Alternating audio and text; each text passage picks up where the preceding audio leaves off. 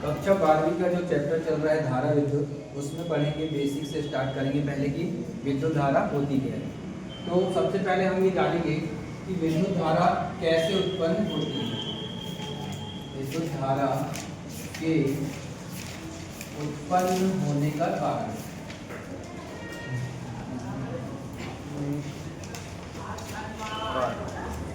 हम देखेंगे इसमें 3 पॉइंट होते हैं। तो सबसे पहला वाला पॉइंट है वो है मुक्त इलेक्ट्रॉनों के कारण। किसके कारण? मुक्त इलेक्ट्रॉन, या इसको हम बोल सकते हैं चालक। दूसरे नंबर पे हम देखेंगे किसी भी इसमें यदि मुक्त इलेक्ट्रॉन होते हैं, जैसे कि किसी चीज की एनर्जी दे रहे हैं, टेम्परेचर दे रहे हैं, तो उसमें क्या होगा, टेम्परेचर के कारण पहले मुक्त इलेक्ट्रॉन गति करेंगे, गति करने के कारण वो क्या करेंगे, फिर एक स्थान से दूसरे स्थान में जाएंगे और वहां पे क्या होगा, फिर ऊर्जा उत्पन्न होगी। ऐसे ही यदि विद्युत धारा उत्पन्न होने का कारण क्या है, मुक्त इलेक्ट्रॉन, तो जिसमें भी मुक्त इलेक्ट्रॉन होंगे वहां पे क्या हो जाएगी, विद्युत धारा उत्पन्न हो जाएगी। अब दूसरा चीज होता है विद्युत अपघट्य, जो आपने केमिस्ट्री में पढ़ा होगा, विद्युत अपघट्य के कारण।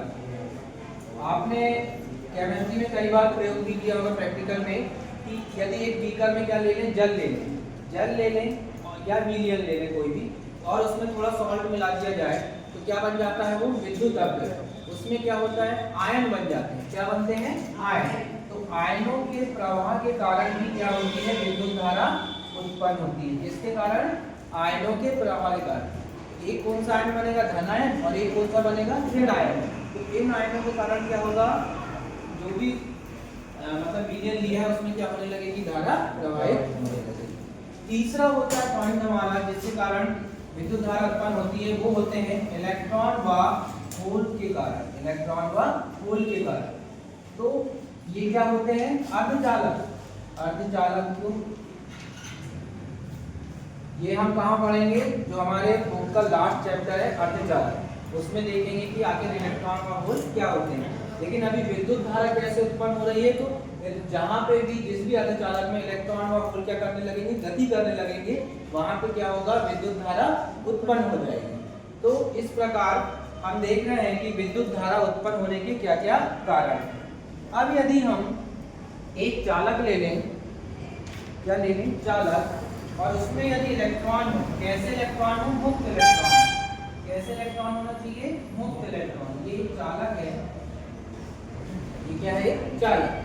तो चालक में क्या होना चाहिए, मुक्त इलेक्ट्रॉन होना चाहिए। तो इन मुक्त इलेक्ट्रॉनों की गति के कारण, इन मुक्त इलेक्ट्रॉनों की गति के कारण क्या होगा, इस चालक में विद्युत धारा उत्पन्न होने लगेगी। जैसा भी थोड़ी देर पहले मैंने बोला ना, यदि इसके में टेम्परेचर बढ़ा दिया जाए चालक में, या फिर इसको अलग से क्या दिया जाए, ऊर्जा दी जाए, तो इसके कारण क्या होगा, चालक में जो भी मुक्त इलेक्ट्रॉन होंगे वो क्या करने लगेंगे, गति करने लगेंगे, और गति करने लगेंगे तो क्या होगा, विद्युत धारा उत्पन्न हो जाएगी। तो अतः हम ये कह सकते हैं कि जब आवेश एक, लेकिन इन इलेक्ट्रॉनों की गति भी कैसी होनी चाहिए, निश्चित दिशा में होनी चाहिए। कैसी होनी चाहिए, निश्चित दिशा में। तो हम ये कह सकते हैं कि यदि आवेश एक निश्चित दिशा में गति करे, आवेश कैसा करे, एक निश्चित दिशा में गति करे, तो क्या होगा, उसको हम औसत विद्युत धारा कहेंगे। क्या बोलेंगे, औसत विद्युत धारा। जब आवेश एक निश्चित दिशा में क्या करने लगे, गति करने लगे, तो उसको क्या बोलेंगे, औसत विद्युत धारा। हमेशा क्या होता है, औसत विद्युत धारा का ही परिणाम निकाला जाता है, सिर्फ विद्युत धारा का परिणाम नहीं आता। किसका आता है, औसत विद्युत धारा का।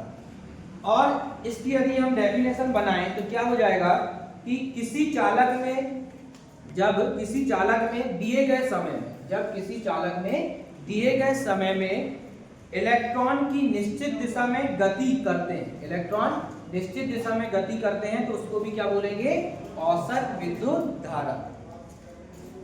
इसकी डेफिनेशन लिखते हैं हम, किसी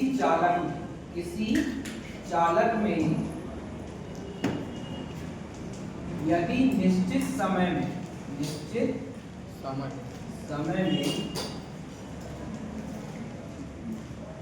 इलेक्ट्रॉन क्या करने लगे, गति करने लगे, इलेक्ट्रॉन क्या करने लगेंगे, गति करने लगेंगे, तो उसको क्या बोलेंगे, औसत विद्युत धारा। यहां तक सबको समझ में आया, ठीक है। अब यदि इसका फॉर्मूला निकाला जाए कि विद्युत धारा होती क्या है औसत, तो हम देख रहे हैं फॉर्मूला बनेगा I average is equal to आवेश बटे क्या लेंगे, समय। आवेश बटे क्या आ जाएगा, समय। इसको हम ऐसा भी लिख सकते हैं सूत्र के रूप में, डेल क्यू अपॉन पे क्या हो जाएगा, डेल।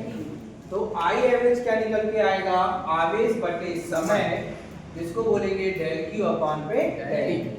इसका मात्रक बनाएंगे तो क्या बनेगा, कूलाम प्रति सेकंड। क्या बनेगा, कूलाम प्रति सेकंड। या इसको हम ऐसे भी लिख सकते हैं, कूलाम सेकंड का क्या हो जाएगा, इनवर्स।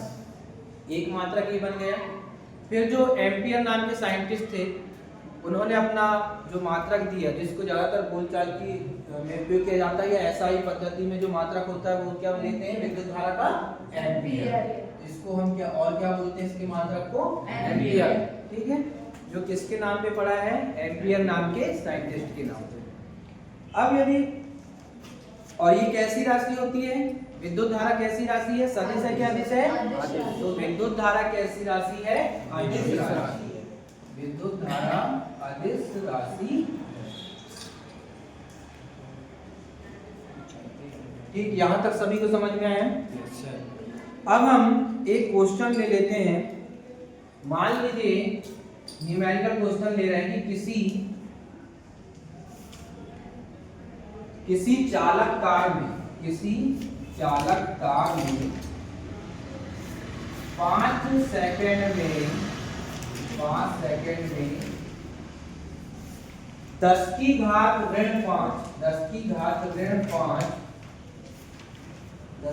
ऋण 5 इलेक्ट्रॉन गुजारे जाए। इलेक्ट्रॉन क्या किया जाए, गुजारे जाए या प्रवाहित किए जाए, जिसको बोल सकते हैं हम। तो विद्युत धारा का मान कितना होगा, किसका मान निकालना है, विद्युत धारा का मान कितना होगा। क्योंकि हम जानते हैं इलेक्ट्रॉन में आवेश कितना होता है, बताओ। इलेक्ट्रॉन में आवेश कितना होता है, 1.6 कूलम। ये हम जानते हैं कि इलेक्ट्रॉन में कितना आवेश पाया जाता है। इसको सॉल्व करने के लिए आई का फार्मूला तो हमको पता है क्या होता है, डेल क्यू अपॉन पे डेल। पर हमारे पास में क्यू का मान नहीं है, आवेश का मान नहीं है। क्या क्या दिया है, एक तो दिया हुआ है n का मान 10 की घात ऋण 5 इलेक्ट्रॉन गुजारे जा रहे हैं। ठीक है, आंसर जब सॉल्व करेंगे तो क्या लिखेंगे, n बराबर कितना है, 10 की घात ऋण 5। टाइम दे दिया है t का मान 5 सेकंड में, 5 सेकंड। I बराबर क्या होता है, आवेश बटे समय। आवेश नहीं है, समय दिया हुआ है, तो पहले क्या निकालेंगे, आवेश। वो कहां से निकलेगा, आवेश का संरक्षण के नियम का जो फार्मूला है, Q इक्वल टू क्या पढ़े हैं, Ne। क्या पढ़े हैं, Ne। यही होता है फार्मूला। यदि यहाँ पे अब n का मान रख दें, कितना है, 10 की घात ऋण 5 गुणा में हो जाएगा, जो आपको इलेक्ट्रॉन का मान पता है कितना होता है इलेक्ट्रॉन पर आवेश, 1.6 गुणे 10 की घात ऋण 19। जब इसको सॉल्व करेंगे, यहाँ पे कितना है, ऋण 19, और ये कितना है, 10 की घात 5 है, सॉरी ऋण 5 नहीं है, 10 की घात 5 इलेक्ट्रॉन है। तो ऋण 19 में से 10 की घात ऋण 5 क्या हो जाएगा, माइनस हो जाएगा, क्योंकि आधार समान होते हैं तो घातें कैसी होती हैं, जुड़ती हैं। तो यहाँ पे माइनस का चिन्ह, बड़ी संख्या ऋण 19, तो ये इससे क्या होगा, घट जाएगा। ऋण 19 में से 5 गया तो 10 की घात कितना बचेगा, 1.6 गुणे 10 की घात ऋण 14। तो Q का मान निकल गया आपके पास। अब आप किसका मान निकाल सकते हैं, I का मान। तो फार्मूला रखेंगे, I इक्वल टू क्या होता है, Q अपॉन पे T। Q का मान आ गया 1.6 गुणे 10 की घात ऋण 14 बटे में हो जाएगा, T का मान कितना दिया है, 5 सेकंड, तो बटे में आ जाएगा 5। सॉल्व करेंगे, इसको काटेंगे, कितने बार कटेगा, 5 दिया 15, बचा 1, 5 दूनी 10, 3.2 गुणे 10 की घात ऋण 14। ये निकल के जाएगा। ठीक है,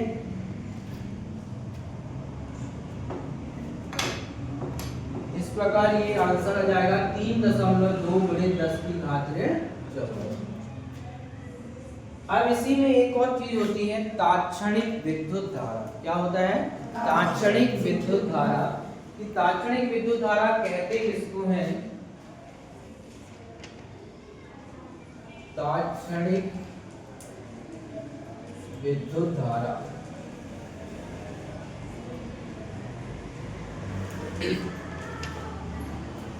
इसके लिए क्या कहेंगे? इसकी परिभाषा जो बनेगी, किसी क्षण विशेष पर चालक में प्रवाहित विद्युत धारा को, इसमें क्या आएगा? तात्क्षणिक विद्युत धारा में किसी क्षण विशेष पर चालक में प्रवाहित विद्युत धारा को क्या बोलते हैं? तात्क्षणिक विद्युत धारा। तो क्या बोल रहे हैं हम? किसी क्षण विशेष पर, किसी क्षण विशेष पर क्या हो रही है? चालक में प्रवाहित विद्युत धारा। किसी क्षण विशेष पर चालक में प्रवाहित विद्युत धारा क्या कहलाएगी? आपकी तात्क्षणिक धारा।